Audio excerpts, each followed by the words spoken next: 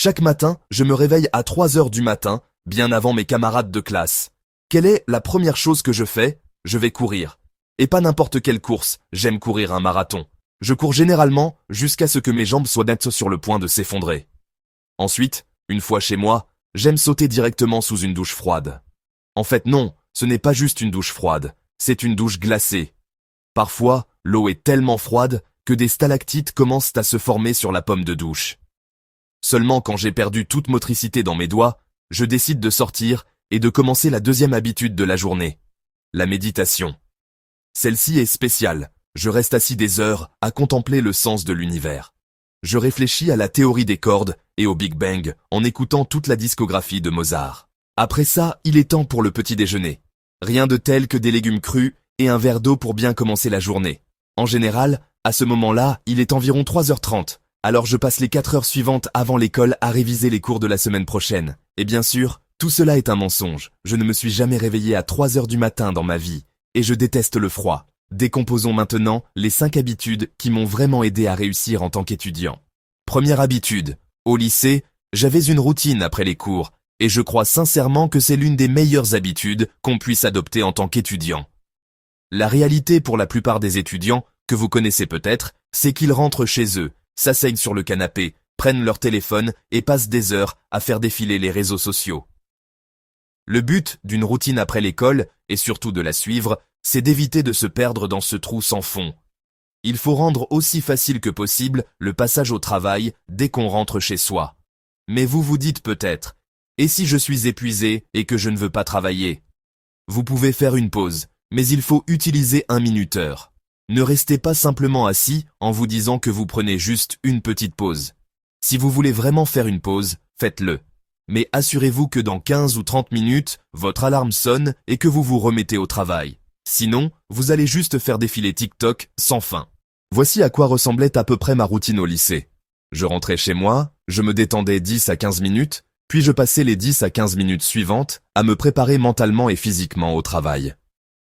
Je rangeais mon espace, préparais mes fournitures, mettais à jour ma liste de tâches et m'assurais que tout ce dont j'avais besoin était prêt. Ensuite, je commençais à travailler. Je triais pendant 30 minutes à 1 heure ou jusqu'à l'heure du dîner. Après le dîner, je retournais à mon bureau pour ma première vraie session de travail de la journée, parfois pendant 2, 3, voire 4 heures d'affilée. Chaque étudiant a sa façon de travailler. Certains préfèrent se concentrer sur un sujet différent chaque jour. Par exemple, maths le lundi, sciences le mardi, anglais le mercredi, etc. D'autres, comme moi, préfèrent travailler un peu sur chaque matière tous les jours. Ce qui m'amène à ma deuxième habitude. Pendant presque tout le lycée et l'université, je répartissais mon travail de façon régulière. Par exemple, si j'avais 2 semaines pour lire un manuel de 70 pages en psychologie avancée, je lisais 5 pages par jour. Si j'avais 3 jours pour faire 24 problèmes de calcul avancé, j'en faisais 8 par jour. Cette habitude m'a énormément rassuré, car elle m'a évité de réviser tout en dernière minute. Il y a eu tellement de moments en première année au lycée où j'avais 1 ou plusieurs semaines pour faire un travail, mais je me retrouvais à le faire dans les derniers jours. Pour être honnête, je suis encore aujourd'hui fidèle à cette habitude. Par exemple, pour cette vidéo, j'avais environ 7 scènes et 7 jours pour les filmer, j'ai donc tourné une scène par jour. J'aime beaucoup cette habitude, mais je pense que la suivante est celle qui m'a vraiment permis d'avoir des excellentes notes. Avant de passer à la suivante, parlons un peu du stress à l'école. Il faut souvent jongler entre les études, les activités extrascolaires, les amis, la famille, les hobbies, et plus encore. Tout cela fait partie du quotidien d'un étudiant. Si vous vous sentez stressé, vous n'êtes pas seul. Parfois, ça peut sembler trop lourd et vous voulez en parler à quelqu'un. C'est là qu'intervient le sponsor de cette vidéo, BetterHelp. Si vous avez déjà envisagé la thérapie, vous savez que c'est difficile de commencer. Parfois, il est compliqué de trouver un thérapeute près de chez soi, ou une séance en face à face peut sembler intimidante. BetterHelp est une plateforme qui facilite l'accès à la thérapie. Il suffit de remplir un court questionnaire et, en 48 heures, ils vous mettent en relation avec un des 30 000 thérapeutes agréés de leur réseau. Vous pouvez faire vos séances par téléphone, vidéo ou texte, quand vous le souhaitez. Si vous pensez que la thérapie pourrait vous aider, suivez le lien dans la description. Cela soutiendra la chaîne et vous aurez 10% de réduction sur votre premier mois. Revenons à la prochaine habitude. J'ai une bonne et une mauvaise nouvelle. La mauvaise, c'est que parmi toutes les habitudes dont je parle ici, celle-ci est probablement la plus difficile à mettre en place. Mais la bonne nouvelle, c'est que c'est sûrement celle qui aura le plus grand impact sur vos notes. Vous devez prendre l'habitude de confronter vos lacunes. Peut-être pensez-vous déjà faire ça, vous révisez tous les jours, vous passez en revue vos fiches, etc. Oui, c'est une façon de faire, mais les meilleurs étudiants vont plus loin. Voici un exemple. Vous êtes en cours, le prof rend le dernier contrôle. Vous découvrez que vous avez fait 5 erreurs sur 30 questions. Vous regardez votre copie, voyez les erreurs, et vous dites « c'était des bêtises ». Quelques heures plus tard, chez vous, vous révisez pour un autre contrôle et vous tombez sur les notions d'intégration horizontale et d'intégration verticale. En profondeur, vous savez que vous ne les comprenez pas vraiment. Mais comme ces termes vous semblent vaguement familiers, vous dites « oui, je sais ce que ça veut dire ». Et vous continuez. Si vous avez fait ça, vous n'êtes pas seul, moi aussi. Mais la réalité, c'est que dans ces cas-là, il faut accepter ce que vous ne savez pas et faire tout ce que vous pouvez pour combler ce manque. Par exemple, au lieu de juste ignorer une question ratée à l'examen, imaginez que vous repassez cet examen et cette même question. Refaites votre raisonnement, réécrivez les étapes si besoin et comprenez exactement où ça a coincé. Si vous tombez sur un terme ou concept inconnu en révisant, ouvrez Quizlet, vos fiches, votre manuel ou n'importe quelle ressource pour bien comprendre. Oui, ça rendra vos sessions d'études plus longues et plus difficiles, mais comme on l'entend souvent sur Internet, si c'est inconfortable, c'est que vous apprenez. C'est facile d'ignorer ce qu'on ne comprend pas, mais il faut absolument éviter ça. Il y a une autre habitude que je veux que vous adoptiez. Soyez à l'aise pour demander des choses. Ce n'est pas juste une habitude, c'est une philosophie de vie.